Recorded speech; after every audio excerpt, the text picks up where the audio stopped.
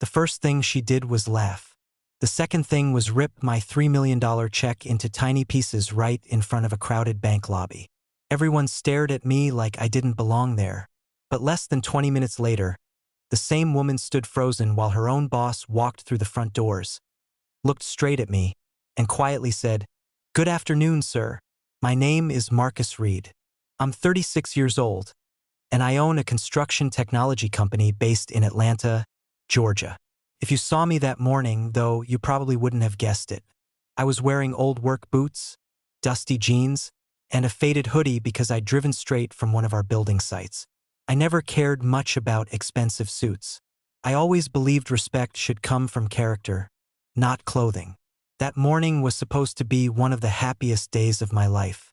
After 10 years of building my business from nothing, we'd finally sold one of our software divisions to a national engineering firm. My share came in the form of a $3 million certified check. I needed to deposit it before meeting my accountant. I walked into the downtown branch of the bank I'd used for years. The lobby was busy. Customers waited in line while employees rushed between offices. When my turn came, I smiled and slid the certified check across the counter. "I'd like to deposit this into my business account." The teller looked at the amount and immediately frowned.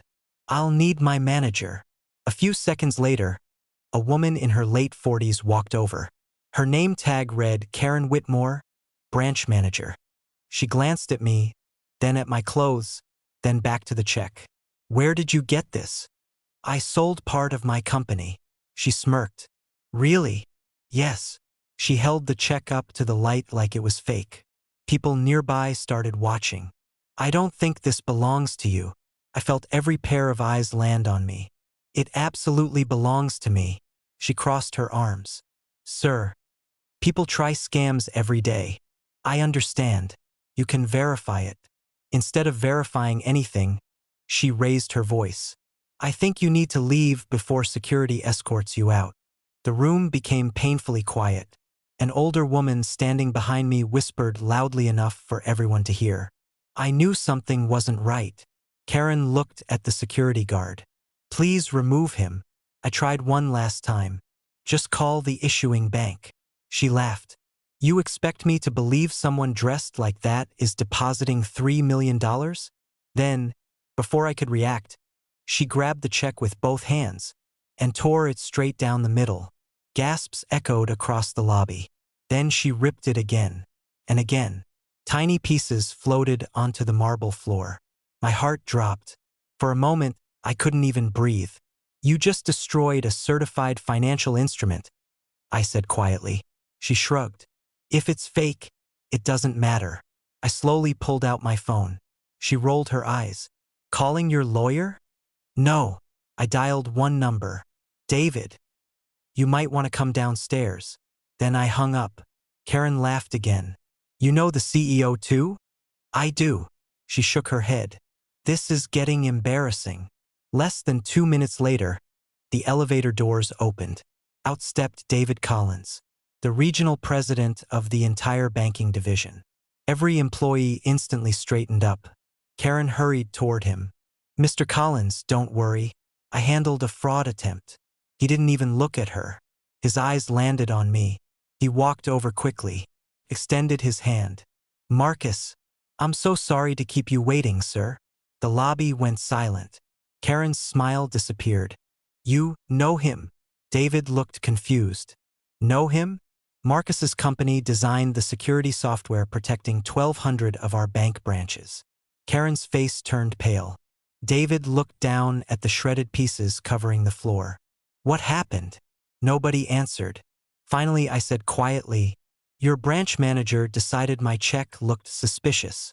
David turned toward Karen. "Did you verify it?" "No." "Did you call the issuing bank?" "No." "Did you accuse him publicly?" Karen couldn't speak. David bent down, picked up one torn piece, then looked back at her. "Did you tear up his certified check?" She whispered. "I thought." "You thought what?" She looked at me, then looked away. "I didn't think." David's voice became cold. "No. You judged." The entire lobby stayed perfectly silent. Customers stopped pretending not to watch. Employees froze behind their desks. Karen tried defending herself. He refused to explain. I explained everything, I interrupted calmly. You never listened. David nodded. I believe him. Karen's hands started shaking. Then came another surprise. The older woman who had whispered about me earlier slowly raised her hand. I saw everything, she said. He was polite the whole time. Another customer spoke up. The manager started yelling almost immediately. Then another. And she kept staring at his clothes. Karen realized the entire lobby had become witnesses against her. David asked security to lock the front doors temporarily. Nobody was leaving until statements were collected. Karen looked like she might faint. While everyone waited, David invited me into his office. I can't apologize enough. I sighed. It isn't about the money. I know. I've dealt with people doubting me my whole life. Growing up in rural Alabama, I'd learned early that some people made decisions before hearing a single word. Teachers underestimated me. Store employees followed me. Neighbors assumed my family couldn't afford our own home. I thought those days were behind me. Apparently not. David quietly listened. Then he surprised me again. Marcus, would you be willing to let us make this right publicly? What do you mean? I think everyone in this building needs to understand exactly what happened. A few minutes later, every employee gathered in the lobby. Customers stayed too. David stood beside me. This morning, he announced, our branch failed a customer in the worst possible way. He explained every detail. No excuses. No hiding. Then he looked directly at Karen. Banking is built on trust. She stared at the floor. When we judge people by appearance instead of facts, we betray that trust. Karen quietly started crying. David continued.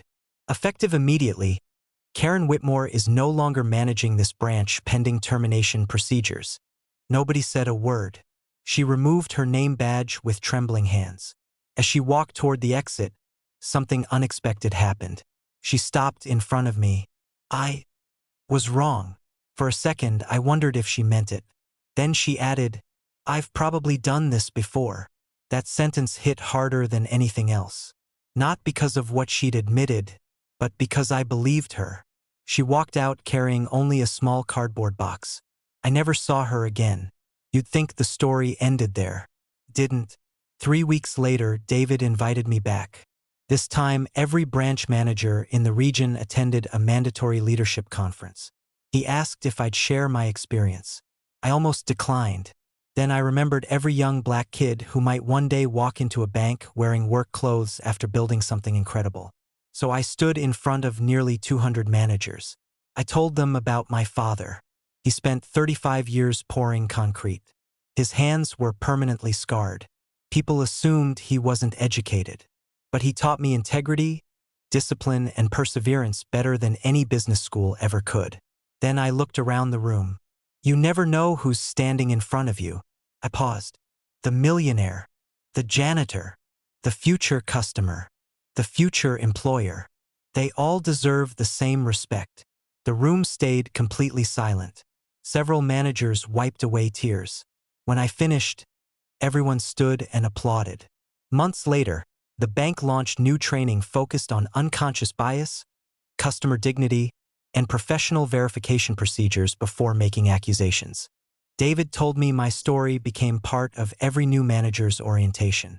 The replacement certified check arrived within days, and my deposit went through without another problem.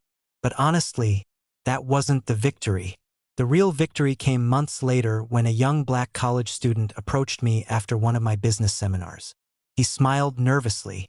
I almost quit wearing work clothes to meetings because people looked down on me. He paused. Then I heard your story. What happened? I asked. I stopped trying to look rich. He smiled wider. I focused on becoming valuable instead. I laughed. That's the better investment. As he walked away, I thought back to that shredded check scattered across the bank floor. Karen believed she had destroyed my opportunity. Instead, she exposed something much bigger. A person's appearance can fool your eyes, Character never does. And sometimes, the loudest moment of disrespect becomes the beginning of the strongest voice for justice.